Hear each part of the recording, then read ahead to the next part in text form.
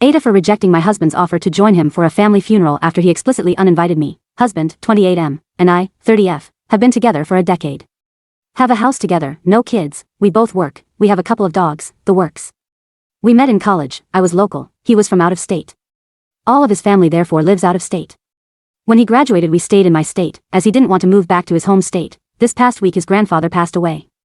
He was over 100 years old, so while the family has been bracing for his passing for a number of years, the actual passing was quite sudden and unexpected. I of course was there for him when he found out. Helped him and his family in arranging Grandpa's funeral services, etc. They decided on an intimate viewing with burial, right after. I respect that completely.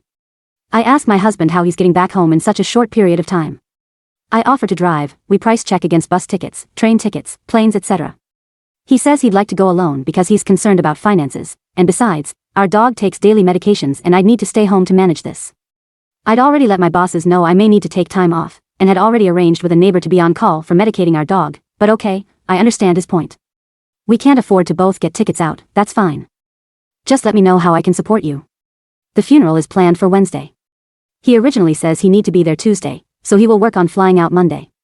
Then he decides he will just drive, and volunteers my car, not his, for this trip.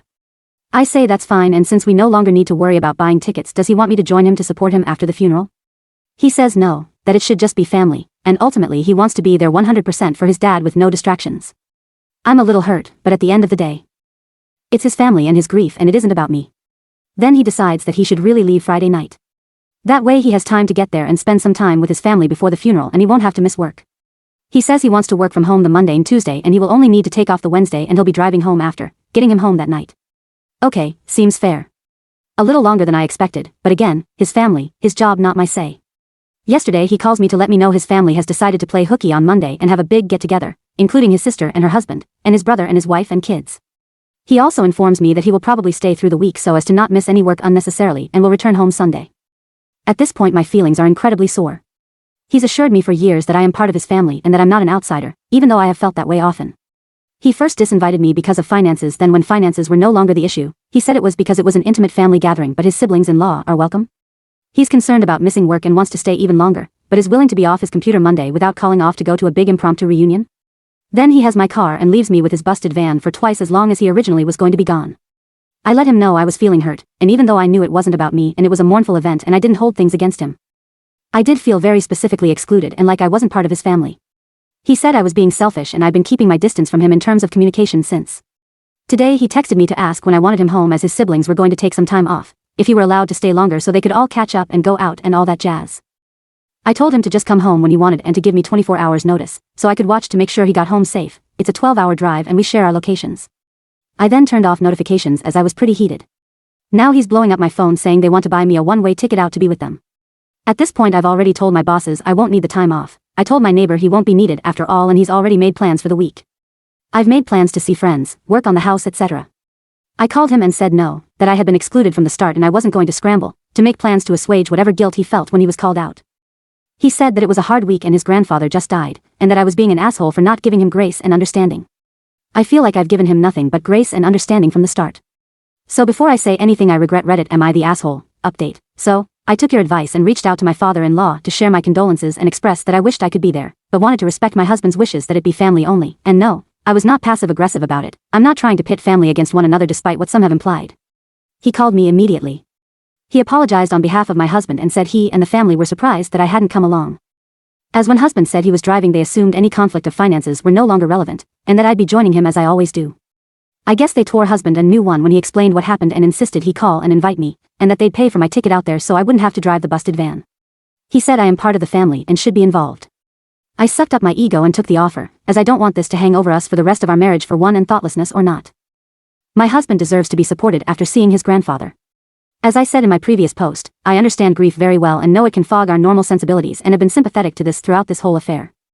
I asked my bosses if I could work from home, they said that was fine, and while my neighbor was unavailable, I managed to convince my sister to stay at the house for a few days in exchange for childcare down the road. I flew out this morning, and my husband picked me up, so we had a good while to speak privately before getting to his dad's.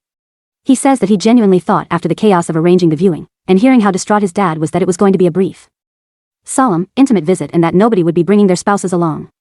He says it didn't even occur to him that just because the viewing was immediate family only, it didn't mean the whole visit was. He thought his dad was going to need a lot more support, but on getting there he realized his dad was in pretty good spirits and pretty level-headed, and that he wasn't going to need to be dad's rock for the whole visit. Then when his siblings started to arrive with their families, he realized he effed up, but was embarrassed to admit it since he had turned down my offer to come along no less than 5 times and didn't want to admit he fucked up. The family noticed my absence and asked him what happened. He said he insisted I stay home and that I wanted to come along to be available to him and the family, and I guess they smacked him upside the head, and told him to get his wife on the phone and that I needed to be there too, and he was being AD. As I'd suspected, he could only think about making sure his dad was okay. Someone asked if my husband has ADD, and yes, he is diagnosed and medicated for it.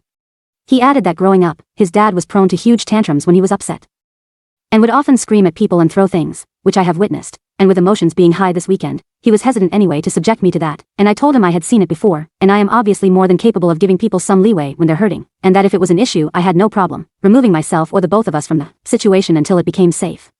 I asked why he felt it was okay to change plans so many times and not even clue me in, and he said that he was caught up in the chaos of the sudden gathering, and didn't feel he had the spine to tell anyone to wait, to make further plans until he could talk to me, as they'd already given him shit for my not being there in the first place. He figured an ask for forgiveness, not permission strategy was the best one.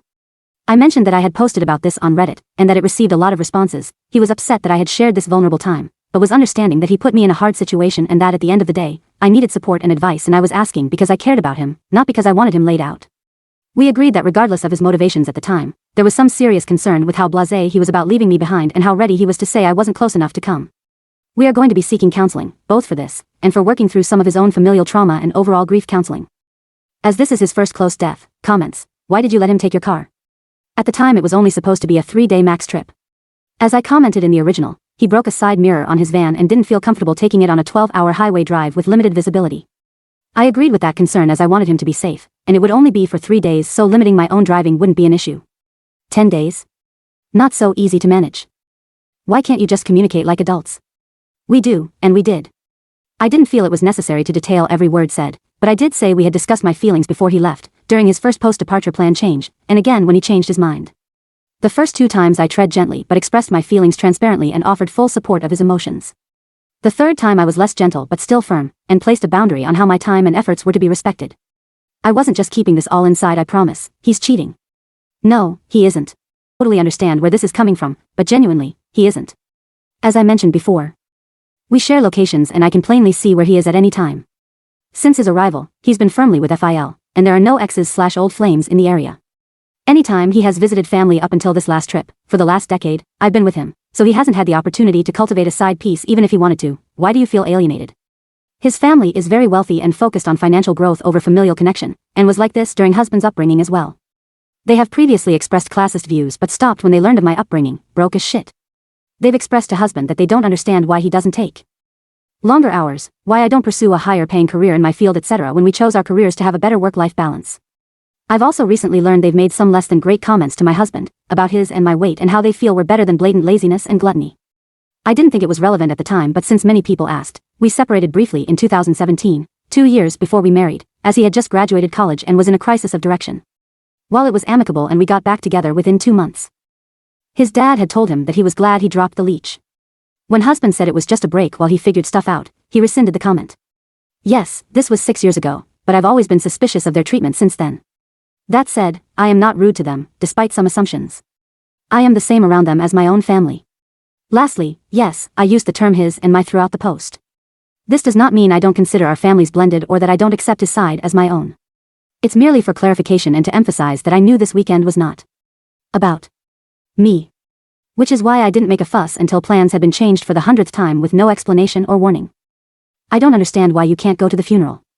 It's a long story, but the bulk of it is this. Grandpa lived in Texas during his final years, not hubby's home state. Being older than God, his wife had passed a long time before and he wanted to be buried alongside her.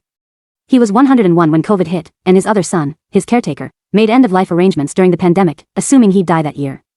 Because of gathering restrictions, this didn't involve a funeral, just shipping him to his home state and burying him in the plot his wife was laid in. This was never changed after the pandemic ended and he continued to spite mortality.